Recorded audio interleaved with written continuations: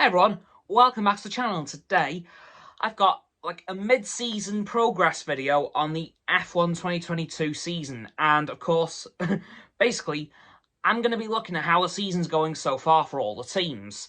Although I'm only really going to focus on a few particular teams, as most of them have stayed pretty much where they've been for the whole season.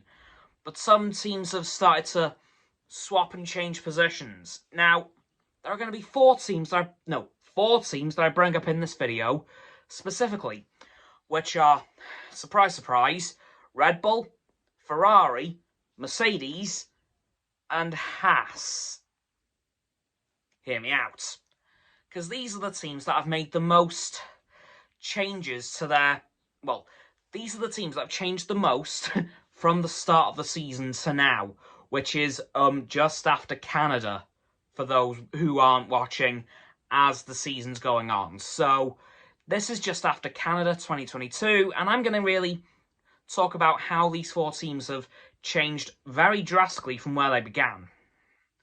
Well, let's start off with the teams that have actually started to change the least drastically, being Red Bull and Ferrari.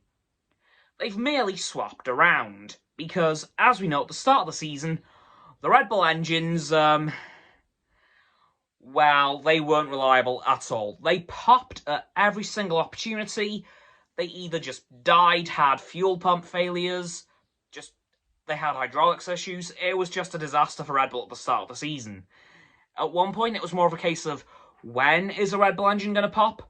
Not if. And that isn't good, really, for the Drivers' Championship team. Obviously, Constructors is still Mercedes. And I'm not sure if that's going to change this year, but I'll come to that in a few minutes. Red Bull, they've now got a rock-solid engine in terms of reliability. Yes, I know Sergio Perez's engine popped in Canada, but I think that was just a one-off, because since Imola, Red Bull have been doing pretty good in terms of their engines, which is exactly where things started to go wrong for Ferrari. Because it seems as if Red Bull and Ferrari kind of swapped engines. Because since Imola, they've picked up the reliability issues of Red Bull. Plus the spinning issues that, unfortunately, Carlos Sainz has introduced to the team. Which breaks my heart, because I love Carlos. He is an amazing driver. He's just had a lot of bad luck since turning to the red team. So I'm really hoping he's able to switch that around. And Paul Leclerc, I think the phrase is burned too fast, burned too bright too fast. He had an amazing start to the season, but again, since Imola, he's just dropped off a cliff. I don't know what happened, but it just went... It just nosedived, and I don't know why or how. But I'm hoping it's going to start to pick up again. But who knows, like, with this new technical directive from the FIA in terms of the ground effect and the porpoising, I'm not sure what that's going to do to the team. But one team that is unsurprisingly benefiting from this new technical directive and seems to be getting good on their own is Mercedes. Yep, Mercedes have finally started to pick up some consistency from both drivers. Yes, George has done a phenomenal job. Like, I am beyond impressed with how he's been handling that car. But in the last couple of races, I've seen Lewis Hamilton return to his glory days slowly but surely. He's slowly getting back to the Lewis we know and love.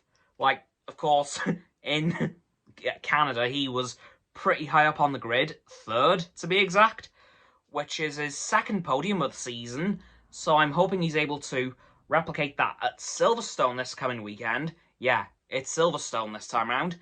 So I'm hoping he can get on the podium again, and hopefully win. Could you imagine a full British podium? Lewis Hamilton, George Russell and Lando Norris. I think the whole of Britain would just cry. Like, yes, I would pay to see something like that. I don't care which order it... Well, no. I would love for it to be Lewis, George, Lando, or literally... Actually, any combination of those three. But I would just love to see that, because that would be a photo for the ages, just saying. But yeah, Lewis has picked up some major consistency, which I'm very happy to see. Hopefully he can continue that trend and become a bit more of a challenge for George, because of course this season so far Lewis has been quite, unfortunately, easy for George to beat, but I'm hoping that's going to start to change. Now for the last team I want to bring up, Haas. Oh boy. They started off the season with a bang. They were so good. I don't know what's happened to them since. It's as if they forgot to drive this car and I think they're thinking they're driving the old car again, and it's just a disaster. I don't know what's happened. Obviously, they haven't completely dropped off a cliff, but they are definitely not the team they were when this season started. I'm not quite sure what's going on with K-Mag and Mick Schumacher, but I'm hoping whatever it is, they can figure it out. Of course, Gunther Steiner earlier in the season said there were upgrades to the car coming, either during the Silverstone weekend or the week or after Silverstone. So I'm hoping that whatever those upgrades may be will kind of fix whatever's going on with those two right now. I'm really not sure what's happened, but since again Imola, Haas's results have just kind of nosedived a little. Not to the extent that Ferrari did, but like they've dropped off a little bit. So I'm hoping that Haas is able to get their act back together.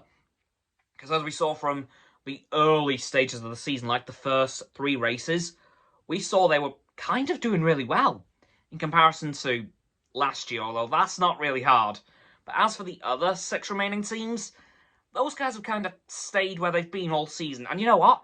Fair play. Like, that level of consistency is, respect. I can respect that consistency. Of course, McLaren fixed their early season woes very early on, so thank God for those guys. But yeah, for the rest of the teams, well done. Like, that level of consistency is pretty good, but I'm just hoping that they're all able to fix their problems. Mercedes are able to get up to the top of the grid like they have been for the last a billion years, it seems.